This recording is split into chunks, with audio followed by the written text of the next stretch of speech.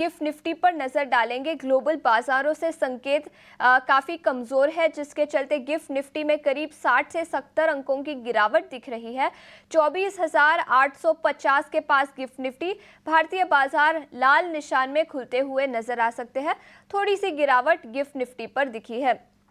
इसी के साथ एशियाई बाजारों की बात करें तो हांगकांग के बाजार आज बंद है, लेकिन बाकी जो एशियाई बाजारों से संकेत निकल कर आ रहे हैं वो भी काफ़ी कमज़ोर है। जापान के बाजार की बात करें तो हाउस होल्ड स्पेंडिंग का डेटा आया था जो काफ़ी कमज़ोर था। इसी के साथ निकाय की बात करें तो यहाँ पर 2.5% से ज़्यादा की गिरावट आज सुबह दिखी है और कॉस्पी में भी करीब 1.5% की गिरावट दिखी है। तो अमेरिकी बाजारों से जो अनएम्प्लॉयमेंट का डेटा आया था वो काफ़ी कमज़ोर था, जिसके चलते आज सुबह एशियाई बाज़ारों पर भी इम्पैक्ट दिखा है और सभी एशियाई बाज़ार लाल निशान में खुलते हुए नजर आए। और गिफ्ट निफ्टी की बात करें तो वो भी करीब 60 से 70 अंकों की गिरावट भारतीय बाज़ारों के लिए इंडिकेट कर रहा है। अमेरिकी बाजारों पर नजर डालते हैं।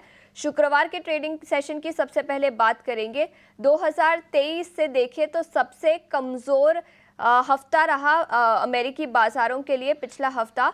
शुक्रवार को नैस्डैक में करीब 2.5% की गिरावट दिखी। S&P 500 में 1.5% से ज़्यादा की गिरावट और डाउ जोन्स की बात करें तो यहाँ पर भी करीब 1% की गिरावट दिखी। अनएम्प्लॉयमेंट का डेटा आया था जो काफ़ी कमज़ोर था। नॉन फार्म पेरोल्स की बात करें तो करीब 1.5 लाख के आसपास आया और एनालिस्ट का एक्सपेक्टेशन था 1,61,000। तो अनएम्प्लॉयमेंट का डेटा काफ़ी कमज़ोर था, जिसके चलते शुक्रवार के ट्रेडिंग सेशन में अमेरिकी बाज़ारों में भारी गिरावट दिखी। कुछ स्टॉक्स की बात करें तो अमेज़ॉन, अल्फ़ाबेट, मेटा जैसे स्टॉक्स में करीब 3 से 4% की गिरावट केवल शुक्रवार के ट्रेडिंग सेशन में दिखी। अनुमान के मुताबिक बेरोजगारी का डेटा करीब 4.2% पर नॉन फार्म पेरोल्स काफ़ी कमज़ोर रहे, जिसके चलते गिरावट दिखी। पूरे हफ्ते की बात करें तो S&P 500 में 4% से ज़्यादा की गिरावट रही, नैस्डैक में 6% की और डाउ जोन्स में करीब 3% की गिरावट दिखी। तो अक्रॉस द बोर्ड काफ़ी कमज़ोरी दिखी अमेरिकी बाज़ारों में और इन्फ्लेशन का डेटा भी आएगा इस हफ्ते, जिस पर भी सबकी नज़र रहेगी। यूएस मार्केट्स का इम्पैक्ट यूरोपियन बाजारों पर भी दिखा। डैक्स में करीब 1.5% की गिरावट थी। फुत्सी और कैक में भी करीब आधे से 1% की गिरावट शुक्रवार को दिखी। लेकिन कुछ कमोडिटीज़ की बात करते हैं, यहाँ पर भी काफ़ी फोकस था।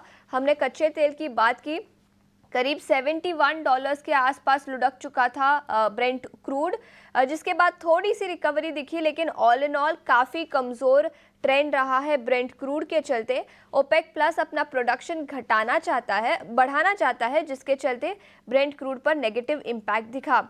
इसी के साथ सोने की बात करें तो यहाँ पर भी पिछले कुछ दिनों से तेज़ी दिखी है। $525 पर आउंस के आसपास सोना है। और बाकी कमोडिटीज़ की बात करें तो आयरन ओर यहाँ पर भी काफ़ी गिरावट दिखी है। $90 पर टन के आसपास आयरन ओर चला गया है LME पर, लंदन मेटल एक्सचेंज पर। तो अक्रॉस द बोर्ड अमेरिकी बाज़ारों की बात करें या ब्रेंट क्रूड की बात करें, थोड़ी सी नरमी ही दिखी है ओवर द